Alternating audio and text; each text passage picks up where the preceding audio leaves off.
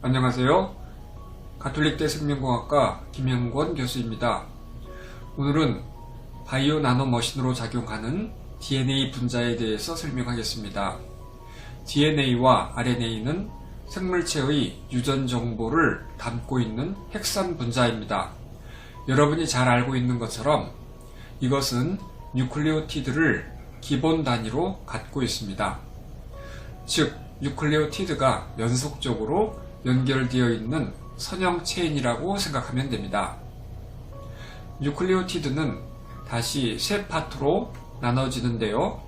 핵산염기, 5탄당, 그리고 인산기로 구성되어 있습니다. DNA 분자에는 4가지 종류의 핵산염기가 들어 있습니다. 이것은 아데닌, 시토신, 구아닌, 티민인데요. 놀랍게도 우리 사람을 포함한 동물, 식물, 미생물 등 지구상의 모든 생물체는 동일한 4가지 핵산염기를 갖고 있습니다. 이것들이 결합된 순서, 즉 염기 서열에 의해서 각 생명체의 유전 정보가 결정됩니다. DNA와 RNA의 구조적인 차이가 무엇일까요? 뉴클레오티드가 연속적으로 연결되어 있는 선형 체인이라는 점에서는 똑같지만 명확한 차이점이 있습니다. DNA 분자에 티민이 들어있다면 RNA에는 우라실이 들어있고요. DNA 분자가 데옥시리보스를 갖고 있는 반면에 RNA는 리보스를 갖고 있습니다.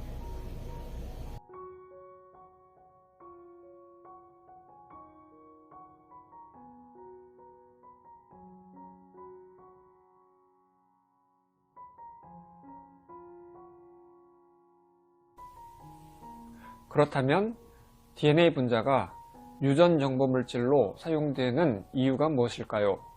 여러 가지 이유가 있겠지만 그 중에서도 가장 중요한 것은 DNA 분자가 염기쌍 규칙을 정확하게 따르는 두 가닥 분자라는 사실입니다. 염기쌍 규칙이 무엇인가요? 4가지 염기 중에서 아데닌은 반드시 티민과 결합하고 구아닌은 반드시 시토신과 결합한다는 것입니다. A와 T 사이에는 수소결합이 2개 형성되고 G와 C 사이에는 3개 형성됩니다. 세포에서 DNA를 합성하는 DNA 폴리머레이즈 효소는 편집 기능을 갖고 있어서 염기쌍 규칙을 정확하게 준수하면서 새로운 DNA 가닥을 만듭니다. 또한 여러가지 물리화학적 요인에 의해서 염기쌍 규칙이 깨지는 상황이 벌어지면 세포는 이것을 빠르게 수선하는 능력도 갖고 있습니다. 이런 염기쌍 규칙은 DNA의 복제, RNA의 합성 과정, 그리고 리보솜에서 진행되는 단백질의 합성 과정에서 엄격하게 적용됩니다. 그 결과로 인해서 한 생물체가 지닌 유전 정보가 다음 세대에 그대로 전해질 수 있게 되고 한 생물종이 지닌 유전 정보가 오랜 세월 동안 잘 보존될 수 있는 겁니다.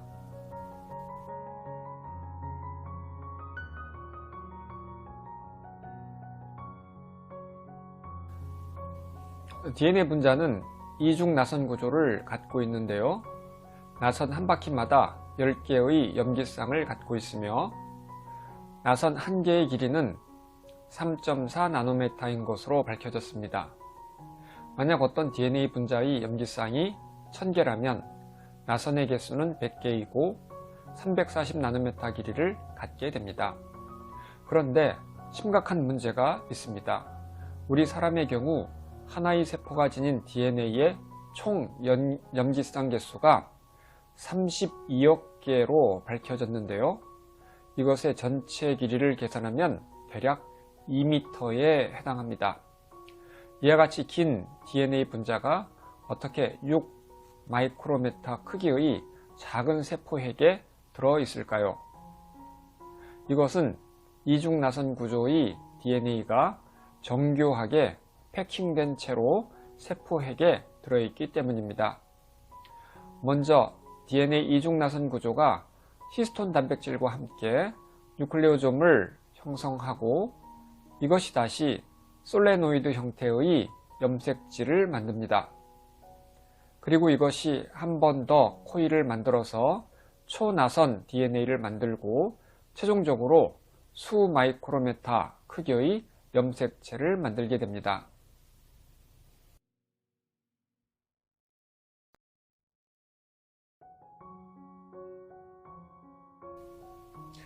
오늘은 바이오 나노머신 중의 하나인 DNA 분자에 대해서 설명했습니다. 다음 시간에는 DNA의 유전 정보로부터 단백질이 만들어지는 과정을 설명하겠습니다. 그럼 다음 시간에 다시 만나겠습니다.